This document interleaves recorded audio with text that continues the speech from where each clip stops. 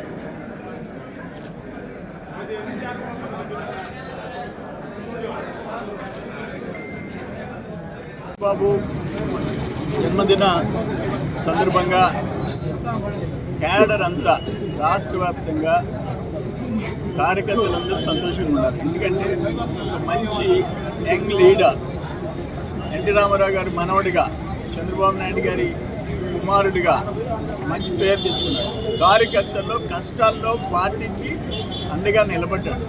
యువగణం ఒక వేడి పుట్టించింది, జనంలో ఒక కాన్ఫిడెన్స్ క్రియేట్ చేశాడు. ఈరోజు ఒక ఐటీ మంత్రి, ఎడ్యుకేషన్ మినిస్టర్ విద్యాశాఖను సమూలంగా నాశనం చేశారు. గత 5 సంవత్సరాలు 3, 4, 5 తీసుకుపోయి హై స్కూల్లో పెట్టేది నాశనం చేశారు. దాన్ని రివైవ్ చేస్తున్నారు. ఐటీ పెట్టుబడులు రాష్ట్ర చరిత్రలో ఇన్ని పెట్టుబడులు, పరిశ్రమలు, ఇన్వెస్ట్మెంట్స్ మొత్తం లక్షల కోట్లు వచ్చే దాంట్లో లోకేష్ బాబు గారితో కూడా కీలక పాత్ర పోషించినట్టు. అది నేనేమంటానంటే, వారసత్వాలు చెప్తే రావు, కొన్ని వారసత్వం పేరు చెప్పుకొని రాష్ట్రాన్ని నాశనం చేసిన వాళ్ళు ఉంటారు. కానీ లోకేష్ బాబు సిస్టమేటిక్గా పోవాలనే ఒక యువకుడు. మేము ఎన్టీఆర్ గారి దగ్గర పనిచేసేటప్పుడు గుడి నడకలు నడిచేటప్పుడు చూశాను. ఆయన born in 83, 84 అప్పటి నుంచి నేను చూసా. ఈరోజు ఈ స్థాయికి రావడం నిజంగా సంతోషం. రాష్ట్రంలో ఇంకా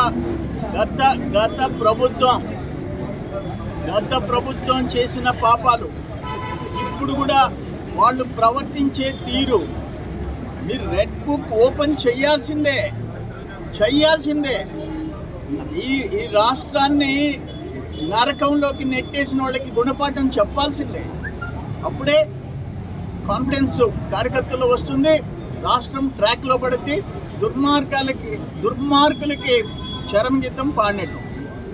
ఈరోజు తెలుగుదేశం జిల్లా కార్యాలయంలో మా జాతీయ ప్రధాన కార్యదర్శి, మరి రాష్ట్రానికి మంత్రివర్యులు, ఐటీ శాఖ, విద్యాశాఖకి ఆయన జన్మదినం ఒక పండగలాగా నాయకులందరం కలిసి, కార్యకర్తలందరూ కలిసి ఒక కుటుంబంలో జరిగే పండగలాగా ఈరోజు చేసుకుంటున్నాం.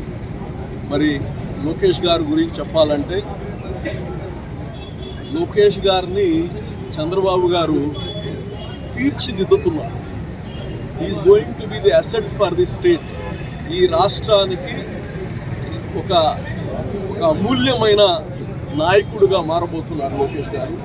ఆయన చేసిన ప్రజల్లో తిరిగి పాదయాత్ర కావచ్చు, ఇవన్నీ ఒక నాయకుడు అవ్వాలంటే ప్రజల యొక్క గుండె చప్పుడిని వినాల్సిన పరిస్థితి. అది వేల కిలోమీటర్లు తిరిగి ఆ వాస్తవాలను తెలుసుకొని అనుభవమైన వ్యక్తి కింద, తండ్రి కాకపోయినా, ఒకవేళ తండ్రి కాకపోయి ఉండున్నా చంద్రబాబు లాంటి వారి యొక్క నీడలో ఆయన రావడం అంటే ఒక లెజెండ్ నీడలో, నేను చెప్పేది వారసత్వంగా కాదు, ఒక లెజెండ్ నీడలో వస్తుంటే ఆయనకి వస్తుండే ఆ ఎక్స్పోజర్ నిన్న చూసాం దావోస్లో.